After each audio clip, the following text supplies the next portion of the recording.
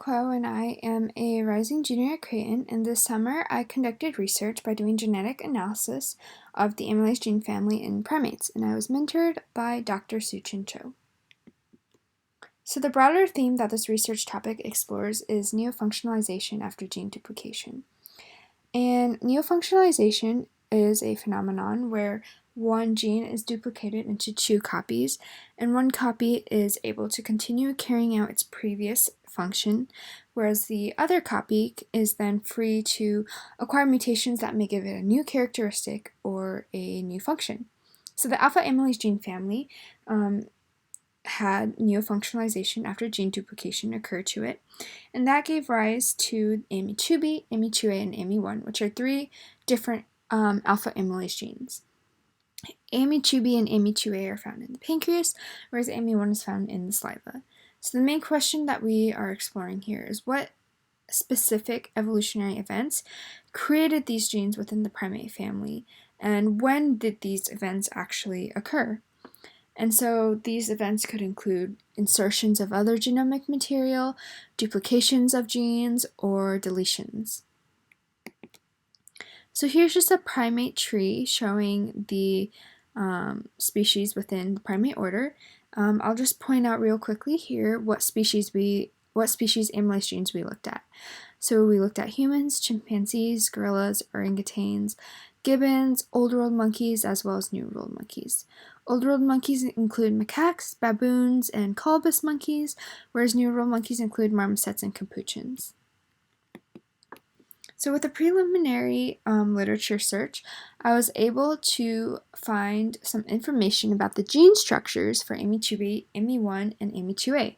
So this image right here shows the genes and their exons, which are in the white boxes, as well as their upstream promoter regions. In AMY2B, you can see how there's a gamma-actin pseudogene insertion. In AMY1 and 2A, they also have gamma-actin sequences. However, these sequences are shorter, and in AMY1 you can see that there is a insertion of another sequence, and this is a retrotransposon, which was inserted in the opposite orientation. So this is the 5' end would be on the right side, and the 3' end is on the 3 side, whereas the gene itself has the 5' end on the left side and 3' end on the right side. So these LTRs just stand for long terminal repeats, which just mean sequences of DNA that are repeated over and over. And in between these two LTRs is 8,000 bases of sequence from the retrotransposon. AMY2A also has gamma-actin and retrotransposon sequences. However, it has a 3', 5' hybrid LTR. And so what we believe happened was a AMY1 duplicated gene had a crossover event between the two LTRs, since they do consist of similar sequences, and this crossover event would have excised out this middle 8,000 bases to create this hybrid LTR. So when these events are mapped onto a simple primate tree over here, you can see that the gamma-actin insertion occurred after the divergence of new world monkeys, whereas the retroviral insertion occurred after the old world monkey divergence. So by the end of the project, what we were able to do was create a tree similar to this one, except with a lot more detailed events. So before we could do that, I had to do a sequence analysis and annotation of all the amylase genes found in all the species that I mentioned before. So how I would do this was I would just mark out different regions with different colors. So the retrotransposon middle portion, the 8,000 bases, I would mark in orange. The long terminal repeats I would mark in red, and the gamma-actin I would mark in blue. And then the beginning of transcription, translation, and the ending of translation I would highlight. Exons I would bold, introns I would underline, and so here you can see the first exon and the second exon, as well as the first and second intron, and where translation actually begins, which would be at this ATG right here. So with these sequences, I was then able to align them with the Mega software, and then I was able to make phylogenetic trees of different clades, different amylase portions, different just a lot of different phylogenetic trees. And then we would kind of further analyze this by comparing it to what we would have predicted based on previous information from papers, as compared to what we actually saw.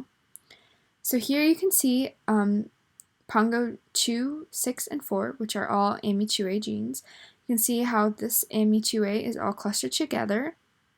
Both the human and orangutan 2A are in a cluster. Both the human AMY2B and the Pongo AMY2B are clustered together. What is interesting in this particular tree is this right here. What we expected to see was the human AMY1, and then on another branch, the family of orangutan AMY1s. However, it seems as if Pongo number 5 and number 7 clustered together and are more closely related than the Pongo AMY1, rather than all three of these Pongo AMY1s together. So what this may indicate is that there was an ancestral AMY1 duplication, and one of these duplicated genes may have been lost in the human lineage, while in the Pongo lineage it was kept and duplicated to create these two Pongo AMY genes.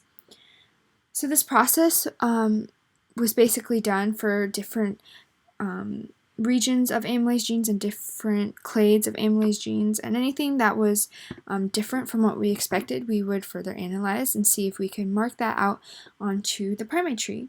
So eventually we created a working hypothesis of where all of these events occurred. So I would just point out some of the important events that we found that previous papers didn't find. So for example, we found that within the rhesus macaque, they have multiple AMY2B genes, so there must have been a duplication. And you can also see how there was a AMY2B short and AMY2B medium gene. So what must have happened was we had that gamma actin insertion that I talked about previously, and this AMY2B gene with the gamma actin must have duplicated. One of these genes would have been truncated to create a very short gamma actin sequence. And within the old world monkeys, and only within the old world monkey lineage, did we find an AMY2B gene with a medium length gamma actin sequence. So that is special to the old world monkey lineage, and that was something that we previously did not find in papers. And then within this AMY2B short sequence, so the AMY2B with the short gamma actin insertion, we had the retrovirus insertion that I talked about previously in that simple primate tree to create AMY1. And then there's an AMY1 duplication, the crossover of the long terminal repeats to create AMY2A. And then we found that there was most likely another AMY1 duplication. However, this AMY1 duplication to create the AMY1-2 gene is also only found within orangutans or Pongo. And that would mean that there was a loss of this gene before gorillas, chimpanzees, and humans, since we do not find that gene in these three species. So at the end of my summer research, I pretty much was able to kind of put down all these events and the timing of where it occurred by comparing all of these different amylase sequences within the species. And moving forward, we will probably be creating even more trees of different sequences to try to kind of figure out exactly how all these events occurred. And eventually, I'm hoping to be able to reconstruct some ancestral amylase genes and run enzymatic assays on them to even figure out more how these events relate to the salivary expression and pancreatic expression of amylase. And I wanted to give a special thanks to Creighton Center for Undergraduate Research and Scholarship, as well as Dr. and Mrs. Randolph-Furlick for making my research project possible, as well as Dr. Suchin Cho for his continued guidance and support throughout this project. And here are my references, and I hope you guys enjoyed my presentation, and thank you all for listening.